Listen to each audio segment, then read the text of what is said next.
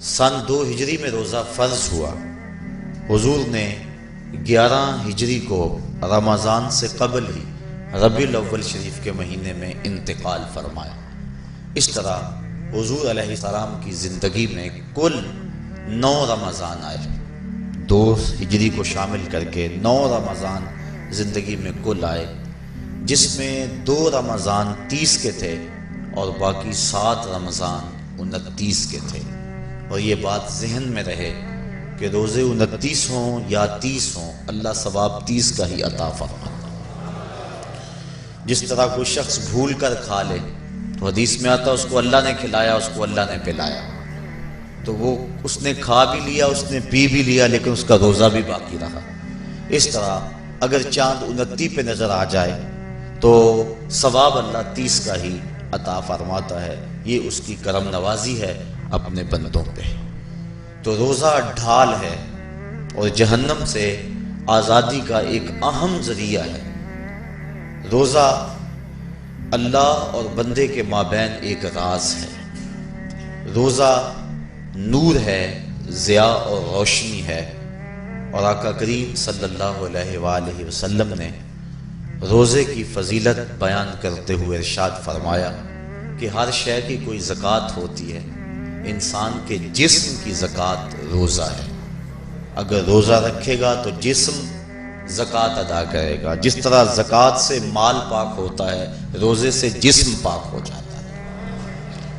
اور روزہ ویسے بھی انسان کے لیے شفا کا پیام ہے۔ فرمایا کہ سحری کھایا کرو، چونکہ سحری کے کھانے کے اندر بھی اللہ نے برکت رکھی ہے۔ تو یہ ماہ صیام اپنے دامن میں برکتیں لے کر، رحمتیں لے کر نازل ہوتا ہے۔ اس کا پہلا حصہ رحمت، درمیانی حصہ مغفرت، اور آخری حصہ جہنم سے آزادی کا مجدہ جاں فضا ہے۔ حدیث میں آتا ہے کہ اللہ نے میری امت کو رمضان المبارک کے روزے کے حوالے سے 5 چیزیں ایسی عطا کی ہیں جو اس سے قبل کسی امت کو نصیب نہیں ہوئی۔ ایک تو یہ کہ رمضان المبارک کے اندر روزہ رکھنے والے کے معدے سے جو بو نکلتی ہے، اللہ کو وہ مشک سے زیادہ محبوب ہے۔ دوسری بات کہ جب ماہ صیام آتا ہے تو شیاطین کو جکڑ دیا جاتا ہے۔ تیسری بات کہ روزے دار جب تک روزے میں رہتا ہے، فرشتے اس کے لیے مغفرت کی دعائیں کرتے رہتے ہیں۔ اور چوتھی بات، جب ماہ صیام کی آخری رات آتی ہے تو اس کے سارے گناہوں کو بخش دیا جاتا ہے اور اس کو جہنم سے آزادی کا پروانہ مل جاتا ہے۔ بلکہ ایک صحابی نے حضور سے عرض کی کہ آقا کریم، جو یہ جہنم سے آزادی کا پروانہ مومن کو ملتا ہے تو کیا یہ لیلۃ القدر کی رات ہے؟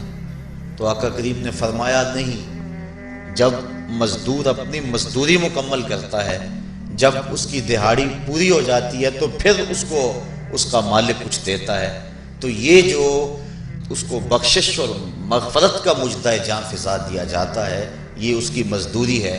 اور فرمایا کہ جو لیلۃ القدر کی برکتیں اس کو حاصل ہوتی ہیں، یہ اس کے علاوہ ہیں۔ اور یہ اللہ تعالیٰ جل شانہ نے خاص کرم نوازی فرمائی بندہ مومن پر کہ اس کو یہ بابرکت رات عطا فرمائی۔ اور 5ویں فضیلت جو اس کو دی گئی، روزہ دار کو اور حضور سے قبل جو امتوں میں لوگ روزے رکھتے تھے، یہ فضیلتیں ان کو نہیں عطا کی گئی۔ جنت کو پورا ماہ مومن کے لیے آراستہ و پیراستہ کیا جاتا ہے۔ حضرت ابو ہریرہ رضی اللہ تعالی عنہ سے ایک روایت مروی ہے جس کو امام بخاری اور امام مسلم نے روایت کیا کہ آقا کریم علیہ السلام نے ارشاد فرمایا، قال اللہ عز و جل، اللہ جل شانہ ارشاد فرماتا ہے، کل عمل ابن آدم لہو، ابن آدم کا ہر عمل اسی کے لیے ہے، الا الصوم فانہ لی، ہاں مگر روزہ ہے جو وہ میرے لیے رکھتا ہے، وانا اجزی بہ، اور اس کی جزا میں اسے دوں گا، والصیام جنۃ، اور صیام روزہ ڈھال ہے، فَإِذَا كَانَ يَوْمُ صَوْمِ أَحَدِكُمْ فَلَا يَرْفُثْ وَلَا يَصْخَبْ فَإِنْ صَابَّهُ أَحَدٌ أَوْ قَاتَلَهُ فَلْيَقُلْ إِنِّي صَائِمٌ وَالَّذِي نَفْسُ مُحَمَّدٍ بِيَدِهِ لَخُلُوفُ فَمِ الصَّائِمِ أَطْيَبُ عِندَ اللَّهِ مِنْ رِيحِ الْمِسْكِ لِلصَّائِمِ فَرْحَتَانِ يَفْرَحُهُمَا إِذَا أَفْطَرَ فَرِحَ بِفِطْرِهِ وَإِذَا لَقِيَ رَبَّهُ فَرِحَ بِصَوْمِهِ۔ تو فرمایا کہ جب کوئی شخص روزہ رکھتا ہے تو اس کا یہ عمل اللہ کے لیے ہے اور اللہ تعالیٰ اس کی جزا دے گا۔ روزہ ڈھال ہے، جب کوئی شخص روزہ رکھے تو وہ اس کے اندر کوئی اللہ کی نافرمانی نہ کرے، یہاں تک کہ اگر اس کو کوئی شخص گالی بھی دے تو وہ یہ کہے کہ میرا روزہ ہے، میں صائم ہوں، میں نے روزہ رکھا ہوا ہے، یہ کہہ کے لڑنے والے کو، الجھنے والے کو ٹال دے۔ حضور نے ارشاد فرمایا مجھے قسم ہے اس رب کی جس کے قبضے میں محمد کی جان ہے کہ روزہ دار کے معدے سے جو بو نکلتی ہے اللہ کو وہ مسک یعنی کستوری کی خوشبو سے زیادہ محبوب ہے۔ اور روزہ دار کے لیے دو خوشیاں ہیں، ایک خوشی اس کو اس وقت ملتی ہے جب وہ روزہ افطار کرتا ہے، اور دوسری خوشی اس کو اس وقت ملتی ہے جب اس روزے کے صلے میں اسے اپنے رب کا دیدار نصیب ہوگا۔ یہ بات ذہن میں رکھیں کہ اس دنیا پر سب سے بڑی دولت جو حضرت انسان کو دی گئی ہے وہ دولت ایمان ہے، اور قیامت کے دن سب سے بڑی دولت جو اہل ایمان کو دی جائے گی وہ اللہ تعالیٰ کا دیدار ہوگا۔ جنت کے حور و قصور، جنت کے محلات، جنت کی اعلی نسل نعمتیں، دنیا کی کوئی دولت اور دنیا کی کوئی نعمت جنت کی کسی نعمت کا مقابلہ نہیں کر سکتی، لیکن جنت والے جنت میں جا کر جس نعمت کو سب سے بڑا سمجھیں گے، اور وہ ہوگی بھی حقیقت میں سب سے بڑی نعمت، ایسی نعمت کہ اس نعمت کے ملنے پہ باقی ساری نعمتوں کو بھول جائیں گے، وہ یہ ہے کہ رب اپنے رخ کرم سے پردہ ہٹا دے گا اور ان کو اپنا دیدار عطا فرما دے گا۔ تو یہ سب سے بڑی دولت جو مومن کو آخرت میں نصیب ہوگی یہ روزے کے صلے میں نصیب ہوگی، یہ روزے کا وہ ثمر ہے، یہ روزے کا وہ پھل ہے جو اللہ اہل ایمان کو قیامت کے دن عطا فرمائے گا۔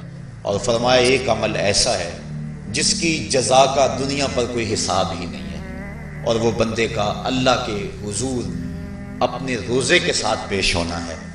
تو روزہ ایک ایسا عمل ہے کہ جس کی جزا کا کوئی حساب ہی نہیں ہے، تو یہ اللہ کے علم میں ہے کہ وہ اپنے بندے کو کتنی اس کی جزا اور کتنا اس کا صلہ عطا فرما دیتا ہے۔ تو یہ اجر ہے نیکی کا کہ حضرت عمر فاروق رضی اللہ تعالی عنہ فرماتے ہیں کہ ایک شخص آیا جس کی گھنی سیاہ داڑھی تھی اور اس کا سفید لباس تھا، ہم میں سے اسے کوئی جانتا بھی نہیں تھا، لیکن اپنے وجود کی تر و تازگی کی وجہ سے وہ مسافر بھی دکھائی نہیں دیتا تھا، چونکہ مسافر ہوتا تو آثار سفر اس کے بدن سے ظاہر ہوتے، لگتا تھا جس طرح یہی کسی گلی سے نکل کے آیا ہے، لیکن چونکہ وہ وہاں کا رہنے والا نہیں تھا، ہم میں سے اسے کوئی پہچانتا بھی نہیں تھا۔ اب وہ حضور کی خدمت میں آیا، فَأَسْنَدَ رُكْبَتَيْهِ إِلَىٰ رُكْبَتَيْهِ، اور اپنے گھٹنوں کو جوڑ کر حضور کے گھٹنوں کے ساتھ ملا کر بیٹھ گیا، اور حضور علیہ السلام سے عرض کرتا ہے کہ حضور مجھے خبر دیجئے کہ ایمان کیا ہے۔ حضور نے ارشاد فرمایا ایمان یہ ہے کہ تو اللہ پر ایمان لائے، اس کے رسول پر ایمان لائے، پچھلی کتابوں پہ ایمان لائے، اچھی بری تقدیر پہ ایمان لائے، فرشتوں پہ ایمان لائے، بتایا حضور نے۔ تو اس نے کہا صدقتا، آپ نے سچ کہا۔ کہتے ہیں ہمیں بڑا تعجب ہوا کہ خود ہی سوال کرتا ہے اور خود ہی تائید کر دیتا ہے۔ پھر کہنے لگا اسلام کیا ہے؟ تو حضور علیہ السلام نے فرمایا اسلام یہ ہے کہ تو نماز پڑھے، روزہ رکھے، حج کرے، زکوٰۃ ادا کرے، اراکین اسلام اس کو بیان کیے۔ کہنے لگا آپ نے سچ کہا۔ کہتے ہیں ہمیں پھر تعجب ہوا کہ خود ہی ایک بات کہہ رہا ہے اور خود ہی پھر اس کی تصدیق کر رہا ہے۔ کہتے ہیں پھر وہ پوچھتا ہے مل احسان، حضور احسان کیا ہے؟ تو حضور علیہ السلام نے جواباً فرمایا ان تعبد ربک کأنک تراہ، احسان یہ ہے کہ تو اللہ کی عبادت اس طرح کرے کہ گویا تو اسے دیکھ رہا ہے، اور اگر یہ کیفیت تجھے نصیب نہیں ہوتی تو کم از کم یہ کیفیت نصیب ہو جائے کہ وہ تجھے دیکھ رہا ہے۔ تو وہ کہنے لگا ہاں آپ نے سچ کہا۔ پھر اس کے بعد اس نے قیامت کی کچھ نشانیوں کے بارے میں سوال کیا، تو حضور علیہ السلام نے جواب مرحمت فرمائے۔ جب وہ شخص اٹھ کے چلا گیا تو حضور نے فرمایا عمر جانتے تھے یہ شخص کون ہے؟ کہا اللہ و رسولہ عالم، اللہ اس کا رسول خوب جانتا ہے۔ فرمایا ھذا جبریل، یہ جبریل امین تھا اور تمہیں تمہارا سکھانے کے لیے آیا تھا۔ جبریل نے جب امت کو دین سکھایا تو سب سے پہلے یہ بات سکھائی کہ حضور کی چوکھٹ میں بیٹھنے کا ادب کیا ہے۔ دونوں گھٹنے بچھا کر وہ اس طرح حضور کی چوکھٹ میں ادب کے ساتھ بیٹھا، اور اس کے بعد حضور سے اس نے سوالات کیے۔ تو فرمایا یہ جبریل امین تھے جو تمہیں تمہارا دین سکھانے کے لیے آئے تھے۔ تو جبریل امین نے جو دین سکھایا، جو چیزیں پوچھی، وہ 3 چیزیں تھیں۔ ایمان کیا ہے، اسلام کیا ہے، اور احسان کیا ہے۔ تو احسان تیسری چیز ہے جس کو ہم اپنی زبان کے اندر تصوف کہتے ہیں، جس کو ہم طریقت کا نام دیتے ہیں۔ تو اس کو درجہ احسان یا مرتبہ احسان کہا جاتا ہے، اور یہ دین کی روح ہے۔ جو لوگ طریقت کا انکار کرتے ہیں وہ دین کی روح کا انکار کرتے ہیں۔ تو حضور علیہ السلام نے جو طریقت بیان فرمائی وہ یہ تھی کہ اللہ کی عبادت تو اس طرح کرے کہ جس طرح تو اسے دیکھتا ہے۔ اگر یہ کیفیت مل جائے تو سبحان اللہ، لیکن اگر یہ کیفیت نہیں ملی تو کم از کم یہ کیفیت تو ملے کہ وہ مجھے دیکھ رہا ہے۔ اور اگر یہ کیفیت بھی مل جائے کہ وہ مجھے دیکھ رہا ہے تو بتائیے کہ پھر انسان کی زندگی میں کتنا سرور آ جائے گا کہ جب وہ نماز کے لیے کھڑا ہو تو اس تصور میں ڈوب جائے کہ میرا مالک تو مجھے دیکھ رہا ہے۔ تو پھر نماز کا کتنا سرور آ جائے گا اس کو۔ اور جب وہ کوئی اور نیک عمل کر رہا ہو تو اس تصور میں ڈوب جائے کہ میرا مالک میرے اوپر نگاہ لطف فرما رہا ہے، تو پھر اس کی کیفیت کا عالم کیا ہوگا۔ تو پہلی کیفیت کہ تو اسے دیکھ رہا ہے۔ حضرت علی المرتضیٰ رضی اللہ تعالی عنہ سے کسی نے پوچھا جس رب کی عبادت کرتے ہو کیا اس کو کبھی دیکھا بھی ہے؟ تو حضرت علی المرتضیٰ نے جواباً کہا لم اعبد ربا لم اراہ، اے صاحب کبھی کبھی کی بات کیا کرتا ہے، علی تو اتنی دیر تک سجدے سے سر ہی نہیں اٹھاتا جب تک اس کے جمال جہاں آرا سے فیض یاب نہیں ہو جاتا۔ حضرت داتا گنج بخش علی حجویری علیہ رحمہ کشف المعجوب کے اندر ایک حدیث نقل کرتے ہیں کہ حضور علیہ السلام نے ارشاد فرمایا کہ فاقہ کشی اختیار کرو اور بھوک اور پیاس برداشت کرو، ممکن ہے کہ اس دنیا کے اندر تم اپنے دل کی آنکھوں سے اپنے رب کا مشاہدہ کرو۔ تو یہ جو مرتبہ احسان ہے، جو مومن کا مقصود ہے، وہ اس کو حاصل ہوگا روزہ رکھنے سے۔ اور اگر چلو کسی روزہ دار کو یہ کیفیت نہ ملے کہ وہ اپنے رب کے جمال جہاں آرا کو دیکھ لے، اس کے جلووں کو دیکھ لے، اس کے دیدار کی دولت سے مالا مال ہو جائے، اس کا دل اس کی محبت میں ایسا ڈوبے کہ وہ جدھر دیکھے اسی کے جلووں کو ہی دیکھتا چلا جائے، اگر روزہ دار کو ایسی دولت نہ بھی نصیب ہو تو کم از کم روزہ دار کو یہ دولت تو ضرور ملے گی کہ وہ اس احساس میں ڈوب جائے گا کہ میرا رب مجھے دیکھ رہا ہے۔ گناہ گار سے گناہ گار شخص بھی کڑکتی ہوئی دوپہر میں ٹھنڈا پانی دستیاب ہونے کے باوجود ایک گھونٹ بھی حلق سے نیچے نہیں اتارتا، کیوں؟ اس لیے کہ میرا مالک تو مجھے دیکھ رہا ہے۔ تو یہ احساس اس کو آیا کہ نہ آیا؟